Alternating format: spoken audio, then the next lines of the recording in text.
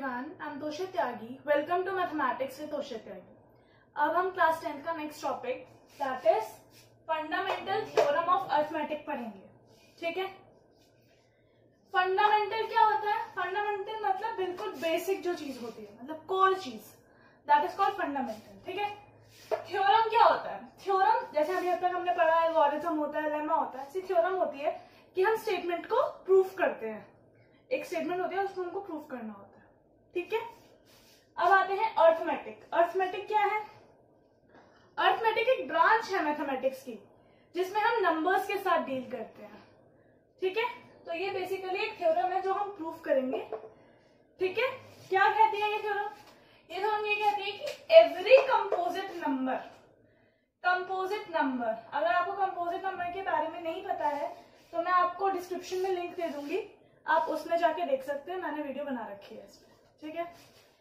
Every composite number can be expressed as product of primes and the factorization is unique apart from the order in which prime factors occur. ठीक है. क्या मतलब हुआ इसका? इसका मतलब ये हुआ कि हर कंपोजिट नंबर वो नंबर होता है जो जिसमें अपना फैक्टर मतलब 1 और इटसेल्फ के अलावा भी एक फैक्टर आता हो. ठीक है. प्राइम नंबर्स वो होते हैं जिसमें सिर्फ वो हो, मतलब इटसेल्फ और एक 1 फैक्टर हो, 2 फैक्टर्स होते हैं. क्लियर? तो हर कंपोजिट नंबर जो है वो उसको हम एक्सप्रेस कर सकते हैं. कैसे एक्सप्रेस कर सकते हैं? प्रोडक्ट ऑफ प्राइम नंबर्स, मतलब किसी भी कंपोजिट नंबर को हम as a product of prime numbers लिख सकते हैं. ठीक है. और ये जो फैक्टराइजेशन होगा वो यूनिक होगा. यूनिक मतलब इसके जैसा और कोई फैक्टराइजेशन नहीं हो सकता. ठीक है. यूनिक है, किसी और का सेम फैक्टराइजेशन नहीं हो सकता. ठीक है. अपार्ट फ्रॉम द ऑर्डर, मतलब apart from the order in the prime factors occur. ठीक है. मतलब कि जो प्राइम फैक्टर्स आ रहे हैं उनके ऑर्डर पे कुछ बेस्ड नहीं है, ऑर्डर कुछ भी हो सकता है. क्लियर? एग्जाम्पल देख लेते हैं, जैसे कि 156. अब इसका प्राइम फैक्टराइजेशन करते हैं. बेसिकली प्राइम फैक्टराइजेशन के लिए हम एक ट्री बना लेते हैं. ठीक है. अब क्या करेंगे? सबसे छोटा प्राइम नंबर देखेंगे जो इसको डिवाइड कर सकता है. ठीक है. तो कौन सा है? 2 है. 2 इसको डिवाइड कर सकता है. करके देख लेते हैं. अगर आप चाहो तो साइड में डिवाइड करके देख सकते हो, वरना नॉर्मली भी हो सकता है. 2 7 14, 78. ठीक. तो ये 2 पार्ट्स में डिवाइड हो गया.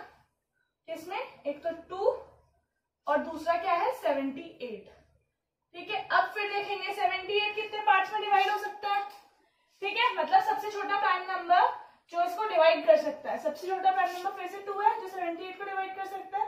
कितने से आएगा? 2 3 6, 1 18, 9. मतलब एक तो 39 हो गया और एक 2 हो गया. अब 39 को कौन डिवाइड कर सकता है? 3 कर सकता है.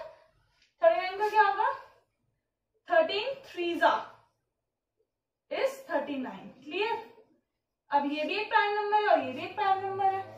तो इसका बेसिकली जो प्राइम फैक्टराइजेशन है वो ये है. और इसको हम कैसे लिखेंगे? 156 को हम ऐसे लिखेंगे प्राइम फैक्टर्स में 2 into 2 into 3 into 13. मतलब ये वाला नंबर, ये वाला नंबर, ये वाला नंबर और ये लास्ट 2 तो लेने ही है, और जो इस साइड नंबर्स चल रहे हैं छोटे छोटे उनको लेना है. तो ये होगा हमारा prime factorization of this number. ठीक है. आई होप आपको ये क्लियर होगा. अब इस पे बेस्ड एक नोट है. इससे एक फैक्ट निकल के आता है. क्या फैक्ट निकल के आता है? कि किसी भी नंबर का, किसी भी नेचुरल नंबर का, ऑब्वियसली मतलब जो 0 से बड़े नंबर्स है उनका प्राइम फैक्टराइजेशन अगर हमको करना है, अगर हम उनका प्राइम फैक्टराइजेशन करते हैं तो वो यूनिक होगा. मतलब एक नंबर का एक ही प्राइम फैक्टराइजेशन एग्जिस्ट करता है, एक से ज्यादा नहीं कर सकता. ठीक है. Except for the order of its factor. ठीक है. ऑर्डर उसके फैक्टर्स का कुछ भी हो सकता है. अब मैंने बोला कोई भी नेचुरल नंबर, कोई भी नेचुरल नंबर का मतलब मैं कह रही हूँ जैसे कोई भी प्राइम नंबर है उसका भी अगर मैं प्राइम फैक्टराइजेशन करूँ तो पॉसिबल है. कैसे? जैसे मान लो मैं 13 की बात कर रही हूँ. अब 13 को भी तो मैं ऐसे लिख सकती हूँ ना, 1 into 13. तो इसका प्राइम फैक्टराइजेशन यही हो गया. मतलब कि कोई भी प्राइम नंबर का जो प्राइम फैक्टराइजेशन होगा वो 1 into दैट नंबर इटसेल्फ होगा. ठीक है. और कंपोजिट नंबर का मैंने आपको बता ही दिया. तो हर नेचुरल नंबर का प्राइम फैक्टराइजेशन एग्जिस्ट करता है और वो यूनिक होता है apart from its order. Clear? अब क्वेश्चन देखते हैं। अब क्वेश्चन देखते हैं। क्वेश्चन में क्या है? Consider a number 4 to the power n where n is natural number. Check whether there is any value of n for which 4 to the power ends with the digit 0. ठीक है, question क्या कह रहा है कि कोई नंबर हम ले रहे हैं 4 to the power n। ठीक है, हमने कोई नंबर लिया 4 की पावर n, अब जिसमें n जो है वो नेचुरल नंबर है। ठीक है, check whether there is any value of n, किसी ऐसी वैल्यू, कोई भी ऐसी वैल्यू है n की जिसके लिए इसकी जो वैल्यू हो, मतलब इसको हम सॉल्व करें तो हमारे पास कोई भी नंबर आया जैसे, और n डिजिट जो हो वो 0 आ जाए। ठीक है, ये मतलब है इसका। तो अब हमने अभी पढ़ा कि हम किसी भी नेचुरल नंबर को प्राइम फैक्टर्स के, मतलब प्राइम फैक्टर्स में लिख सकते हैं, है ना। तो अब हम इस नंबर को देखते हैं कि मैं इसको किन प्राइम नंबर्स में या किन प्राइम फैक्टर्स में लिख सकती हूँ। 4 की पावर n को, 4 की पावर n को मैं कैसे लिख सकती हूँ? 2 की power 2 to the power n, ऐसे लिख सकती हूँ ना। 4 क्या होता है? 4 इज इक्वल्स टू 2 की पावर 2 होता है ना। तो इसको मैं ऐसे लिख सकती हूँ। इससे क्या हो गया? 4 की पावर n अगर मुझे बनाना है जो बनना चाहता है, ठीक है, तो इसलिए 4 की पावर n को हम ये लिख सकते हैं। ठीक, अब अगर इसको n डिजिट में 0 लाना है तो इसको डिविजिबल होना होगा 5 से भी। ठीक है, मतलब क्या है कि ये नंबर जो होगा वो डिवाइड होता होगा 5 से, 5 की डिविजिबिलिटी में आता है ऐसा। अब अगर ऐसा है कि ये डिविजिबल होना चाहिए 5 से, तो इसमें 5 भी आना चाहिए था प्राइम नंबर, लेकिन इसमें 5 हमारे पास प्राइम नंबर नहीं आ रहा है, हमारे पास क्या आ रहा है? सिर्फ 2 आ रहा है। इसलिए हम इसको ऐसे नहीं लिख सकते, मतलब इसलिए कोई भी वैल्यू फॉर n ऐसी एग्जिस्ट नहीं करती जिसके लिए जो ये है एंड होता हो डिजिट 0 से। ठीक है, अब आपको ये क्वेश्चन समझ में आ गया होगा। अब इसी के बेस एक और क्वेश्चन है कि 6 to the power n जो है क्या वो एंड होती है 0 से? इसका सोल्यूशन आप खुद करेंगे। अगर आपको इसका सोल्यूशन नहीं मिलता है या नहीं समझ में आता तो आप मुझसे कमेंट सेक्शन के थ्रू या टेलीग्राम चैनल के थ्रू पूछ सकते हैं। अब नेक्स्ट क्वेश्चन पे चलते हैं। अब नेक्स्ट क्वेश्चन है, क्या है? Explain why this and this are composite numbers. Composite numbers में हमने अभी आपको बताया कि उस नंबर मतलब इटसेल्फ, वो खुद, और 1 के अलावा भी कोई फैक्टर एग्जिस्ट करना चाहिए। ठीक है, तो मतलब बेसिकली 3 फैक्टर्स होने चाहिए एटलीस्ट। ठीक, अब इसको भी अगर कंपोजिट होना तो उसमें 3 फैक्टर्स एटलीस्ट होने ही चाहिए। अब सबसे पहला नंबर देख लेते हैं हम, 7 into 11 into 13 plus 13। ठीक है, अगर हम इस नंबर को ध्यान से देखें तो 13 और 13 मतलब एक ये नंबर है और एक ये नंबर है, दो नंबर्स का ये एडिशन है। ठीक है, इस नंबर में से और इस नंबर में से हम 13 कॉमन ले सकते हैं। कैसे ले सकते हैं? 7 into 11 into 1, क्योंकि ये एक नंबर है, प्लस यहां से भी 13 कॉमन लिया और यहाँ पे 13 लिख दिया। ठीक है, तो अब अगर मैं देखूं तो मेरे पास में इसमें कितने फैक्टर्स मिले? एक तो ये नंबर खुद, ठीक है, एक 1 और एक मुझे 13 भी कॉमन मिल गया, है ना, तो एक 13। तो इसका मतलब इसमें 3 फैक्टर्स एग्जिस्ट कर रहे हैं। लेकिन अगर इसको प्राइम होना होता तो उसके लिए सिर्फ 2 ही होते हैं, एक तो वो खुद और एक 1। लेकिन इसमें तो 3 फैक्टर्स हैं, एक ये नंबर खुद, एक 1 और एक 13। इसलिए ये नंबर जो है वो ये कंपोजिट नंबर है। ठीक है, सेकेंड क्वेश्चन देखते हैं, क्या है? 7 into 6 into 5 into 4 into 3 into 2 into 1 plus 5। इसमें भी अगर हम देखें तो 2 नंबर्स हैं, एक तो ये और एक ये। ठीक है, अगर हम इन दोनों में देखें तो हमें एक नंबर कॉमन मिल रहा है। कौन सा नंबर? 5। लिख लेते हैं, कैसे लिखेंगे? 7 into 6 into 1 plus 4 into 3 into 2 into 1, ठीक, प्लस 1। कि 5 हम कॉमन ले रहे हैं। ठीक है, इसमें कितने फैक्टर्स है? एक तो ये नंबर खुद, दूसरा 1, तीसरा 5, मतलब इसमें भी 3 फैक्टर्स आ गए। कंपोजिट होने के लिए एटलीस्ट 3 फैक्टर्स होने चाहिए। अगर आपको कंपोजिट नंबर नहीं पता क्या होता है या प्राइम नंबर नहीं पता तो मैं लिंक आपको दे दूंगी डिस्क्रिप्शन में, वहां से देख लेना। ठीक है, बेसिकली यही होता है कि कंपोजिट नंबर में 3 फैक्टर्स होने चाहिए। ठीक है, तो इसमें 3 फैक्टर्स हमें मिल रहे हैं तो उसका मतलब ये भी कंपोजिट है। क्लियर? आई होप आपको ये क्लियर होगा। अब नेक्स्ट क्वेश्चन देखते हैं। Next question, find the HCF of 96 and 404 by prime factorization method, hence find the LCM। ठीक है, पहले हमको क्या निकालना है?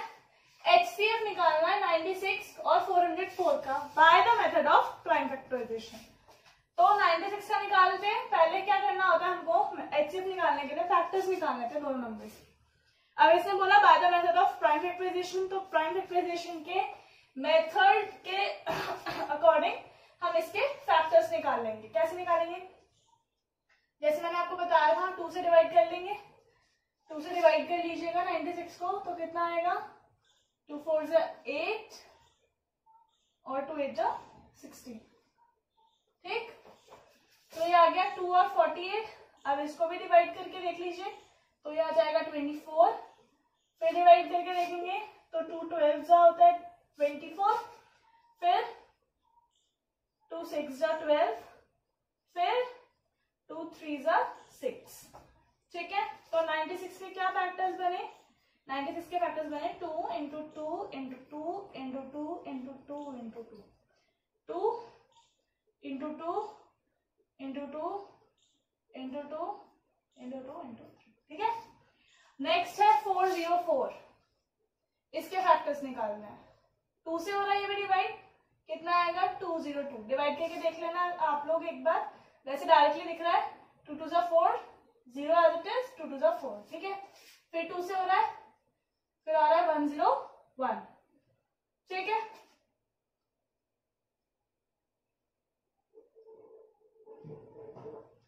वन 101 क्या होता है? प्राइम नंबर होता है। तो इसके क्या फैक्टर्स हो गए? 2 इंटू 2 इंटू 101।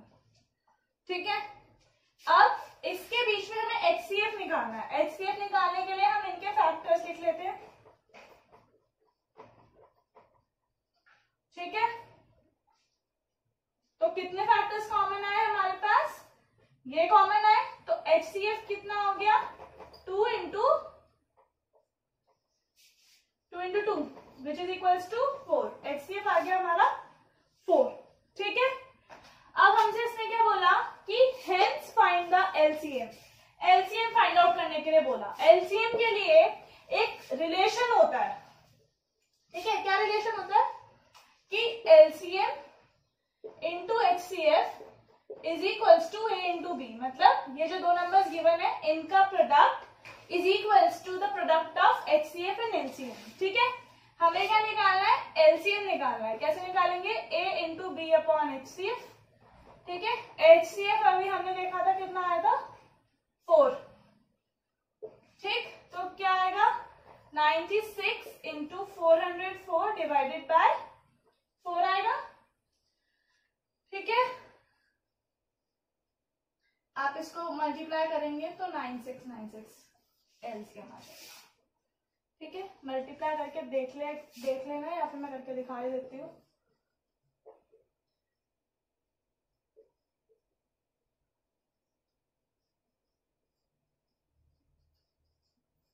ठीक है, 9696 LCM आ गया। आई होप आपको ये क्लियर होगा। अब एक और क्वेश्चन देखते हैं। ठीक है, next question, there is a circular path around a sports field. ठीक है, कोई एक स्पोर्ट्स फील्ड है, उसके अराउंड एक सर्कुलर पाथ है। ठीक है, Sonia takes 18 minutes to drive 1 round of the field. ठीक है, इस फील्ड का एक राउंड लगाने के लिए सोनिया को लगते हैं 18 मिनट्स, मतलब 18 मिनट। ठीक है, while Ravi takes 12 minutes, Ravi को लगते हैं 12 मिनट्स। ठीक है, for the same suppose they both start, मतलब उन्होंने यहां से शुरू करा एट द सेम पॉइंट, मतलब इस पॉइंट से शुरू करा and at the same time पे शुरू करा and in the same direction, और सेम डायरेक्शन पे इन दोनों ने भागना शुरू करा। ठीक है, after how many minutes will they meet again, मतलब कितने टाइम के बाद वो फिर से उसी पॉइंट में मिलेंगे। ठीक है, अब क्या करना है आपको, हम निकालेंगे। मैं नॉर्मली लिख रही हूँ, अगर प्रॉपर प्रेजेंटेशन के साथ आपको पीडीएफ में मिल जाएगा, आप टेलीग्राम चैनल के थ्रू पीडीएफ में देख सकते हैं। ठीक है, सोनिया को लग रहे हैं 18 मिनट, ठीक, रवि को लग रहे हैं 12 मिनट। ठीक,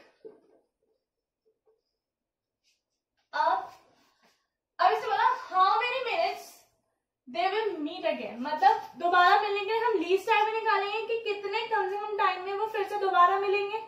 ठीक है, तो हमें क्या निकालना पड़ेगा, लीस्ट टाइम निकालने के लिए एलसीएम निकालेंगे हम, किसका, 18 और 12 का। ठीक है, एलसीएम हम प्राइम फैक्टराइजेशन मेथड से देखते हैं कैसे निकालते हैं। 2 से डिवाइड हो रहा है, 2 9 से 18 होता है, 9 को कैसे लिख सकते हैं, 3 into 3। ठीक है, 12 का निकालते हैं, 2 6 जा 6 को 2 into 3। ठीक है, अब 18 के क्या फैक्टर्स हैं, 2 into 3 into 3।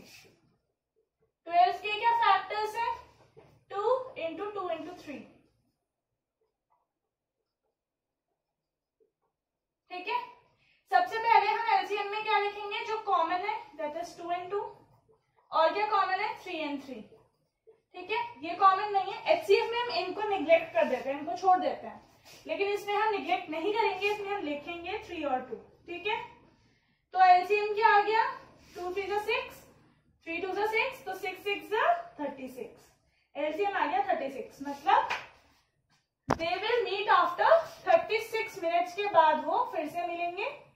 ठीक है, अब अगर क्वेश्चन आपसे ये पूछता कि कितने राउंड के बाद रवि मिलेगा और कितने राउंड के बाद सोनिया मिलेगी, तो वो भी हम निकाल सकते हैं। कैसे, 18 मिनट्स लगते हैं सोनिया को। ठीक है, अब हम इस नंबर को ना 18 से डिवाइड कर देंगे, जितने मिनट उसको लगते हैं। तो हमको पता है, क्या पता है, 18 2 जा होता है 36। ठीक है, तो इसलिए सोनिया को लगेंगे 2 राउंड्स। ठीक है, और अगर हमको रवि का निकालना होता तो रवि को 12 मिनट लगते हैं, तो 12 को इससे, मतलब इसको 12 से डिवाइड करेंगे तो कितना आएगा, 12 3 जा 36 आएगा। ठीक है, तो रवि को लगते 3 राउंड, मतलब रवि 3 राउंड के बाद और सोनिया 2 राउंड के बाद मिलेगी, और वो भी 36 मिनट्स के बाद। ठीक है, आई होप आपको ये क्लियर होगा जो मैंने आज आपको पढ़ाया है। लेकिन फिर भी अगर आपको कोई भी डाउट होता है तो आप कमेंट सेक्शन के थ्रू या फिर टेलीग्राम चैनल के थ्रू मुझसे पूछ सकते हैं। ठीक है, अगर आपको वीडियो अच्छी लगी हो, सब कुछ अच्छे से समझ में आया हो, तो प्लीज वीडियो को लाइक करें, शेयर करें और चैनल को सब्सक्राइब करें। Thank you very much.